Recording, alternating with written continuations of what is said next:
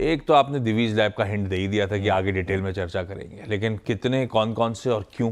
काफ़ी हैं। तो डीवीएस लैब से शुरुआत करते Okay. हैं। डीवीएस लैब्स को ग्रीन में लिया क्योंकि ऑब्वियसली नंबर्स बहुत ही शानदार हैं, लेकिन स्टॉक भी ऑल टाइम हाई पे है और चल भी चुका है, ऐसा नहीं है। तो पोजीशनिंग उस हिसाब से है कि नंबर्स में मुनाफा 23% बढ़ा है। असली सरप्राइज आया मार्जिन में। अच्छा, अगर ये नंबर आए होते जिसमें टॉप लाइन भी उसी तरीके से बढ़ी होती तब तो मैं एक्सट्रीमली बुलिश होता, लेकिन ये नंबर जो बढ़ा है ये मेनली मार्जिन की वजह से बढ़ा है।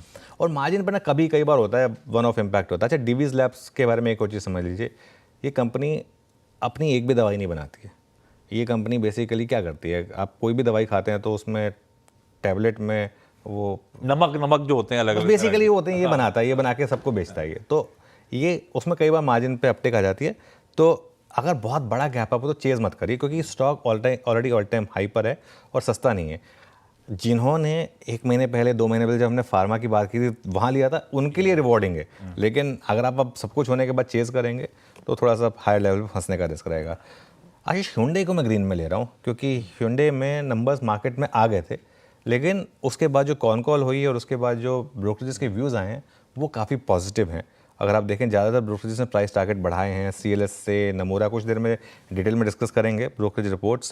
कॉल काफ़ी पॉजिटिव थी और घरेलू ग्रोथ इंडस्ट्री के हिसाब से ही हो रही है उन्होंने कहा है, लेकिन कुछ ब्रोकरेज का मानना है कि ये मार्केट शेयर गेन करेंगे यहाँ पर और एक्सपोर्ट वॉल्यूम भी इनका काफ़ी अच्छा होगा। इस वजह से ये एक, और Hyundai एक ग्लोबल नाम है तो इंडिया से एक्सपोर्ट अगर उनका बढ़ेगा तो ऑब्वियसली Hyundai इंडिया के लिए बड़ा पॉजिटिव होगा ये। और ईवी पर भी काफ़ी उन्होंने बात की है कि 26 नए प्रोडक्ट लॉन्च होंगे जिसमें से 6 ईवी होंगे। और एक चीज़ तो रही है, अगर आप Hyundai को देखें तो ये बेंचमार्क सेट करते आए हैं हमेशा कोई भी नई सेगमेंट में, तो इस वजह से इसको मैं ग्रीन में ले रहा हूँ। तो ये हो गए दो। उसके अलावा NCC को मैं ग्रीन में ले रहा हूँ।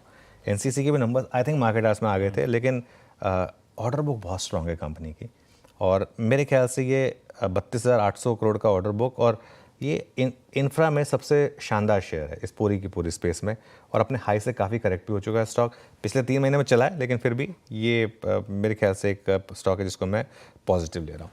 उसके अलावा 2 डिफेंस से रिलेटेड कैश मार्केट के नंबर्स आए, जिनमें से एक को मैं ग्रीन ले रहा हूँ, एक को मैं रेड ले रहा हूँ। ग्रीन में ले रहा हूँ ज़ेनटेक को।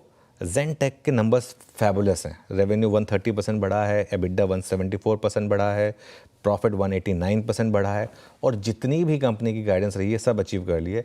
प्रॉब्लम क्या है, ये सर्किट टू सर्किट स्टॉक है तो आज ये खुलेगा ही सीधा 5% के अपर सर्किट पे शायद, उसके बाद कोई मतलब नहीं है इसमें। उसके अलावा डेटा पैटर्न्स को मैं, नंबर्स आपको ऑप्टिकल अच्छे लगेंगे लेकिन मैं रेड में ले रहा हूँ डेटा पैटर्न्स को। वो इसलिए क्योंकि डेटा पैटर्न्स बहुत महंगा स्टॉक है इन नंबर्स पर, और इस वजह से मैंने, सिर्फ एक रीज़न है जिसकी वजह से मैंने, और ये काफ़ी चला है, 1 महीने में 46% ये स्टॉक चला है। मुझे लग रहा है कि यहाँ पर आज थोड़ी सी प्रॉफिट बुकिंग आ सकती है। 3 महीने में 85% चला है स्टॉक, तो इसके लिए ये इकलौता है जिसको मैंने आज रेड में लिया है। ये